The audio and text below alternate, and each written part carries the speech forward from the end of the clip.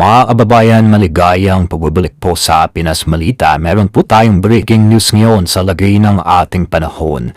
Dalawang low pressure area po ang namataan sa labas ng ating Philippine Area of Responsibility.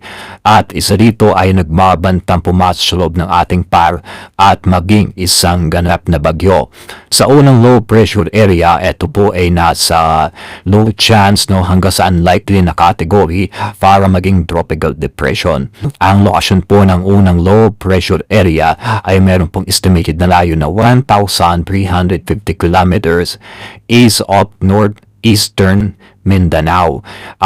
Kung makikita ho ninyo, halos papasok na ito sa loob ng ating Philippine Area of Responsibility. Samantalang sa kanyang likuran, bandang silangan din, isa pang low pressure area ang nasa katamtaman o medium chance para maging isang ganap na tropical depression or mahinang bagyo ang mino-monitor natin. Ang lokasyon naman ito ay meron pong layo na 2,870 kilometers east of northeastern Mindanao. Mas mataas po ang tsansa na maging bagyo yung pangalawang LPA, at kung titignan ho ninyo sa kasalukuyan, wala pa naman po itong parehas na direktang epekto sa anumang bahagi ng ating bansa. Pero sa mga susunod po na mga araw ay nagbabanta na po itong magpaulan, especially sa silangang bahagi ng Mindanao, Eastern Visayas at nalalabing bahagi po ng North Luzon.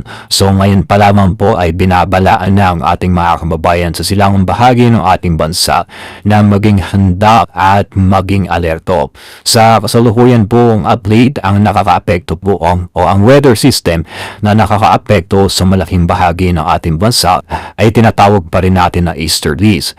So ang easterlies, yung mainit o malisangang hangin na nanggagaling sa karagatang Pasipiko sa tinatawag natin forecast weather condition. Sa area pa rin po ng Western Visayas, Negros Island Region, Zamboanga Peninsula, BARMM, kasama po ang bahagi ng Palawan, asahan bandang hapon hanggang sa gabi ang cloudy skies with scattered rains and thunderstorms, kalat-kalat na pag-ulan na may kasamang pagkulog at pagkidlat dahil po sa easterlies. Ang easterlies po nagpo-produce ito ng local thunderstorms, and usually ang mga localized thunderstorms mandang hapon hanggang sa gabi po yan nagpapaulan. Sa parte naman po bahagi ng Metro Manila, ilang bahagi ng Luzon, Visayas at Mindanao, may mga tsansa bandang hapon hanggang sa gabi. Partly cloudy to cloudy skies, naman po mga isolated rain showers or thunderstorms dahil pa rin po sa easterlies. Lahat po ng mga lugar na binanggit ko, especially mga maapektuhan ng easterlies, mag-ingat po sa banta ng posibleng mga pagbabaha at landslide sa mga landslide prone area kapag nagkaroon po ng mga biglaang bugso ng mga pag-ulan. So ngayon, yung dalawang low pressure area na ating namamonitor sa ngayon, ito po ay pinaghahandaan at patuloy po nating binabantayan dahil isa dito ay posibleng maging bagyo by next week or sa mga susunod po na 4 hanggang sa 5 araw. Bagamat yung dalawang LPA hindi naman nakikitaan na potensyal na magiging super typhoon o malakas na bagyo, still itinuturing po ito na banta na bagyong papasok po sa loob ng ating PAR, at dyan pa lang yung magiging patong bagyo ngayong 2026. So mga kababayan, mag-ingat tayo, maging alerto at maging handa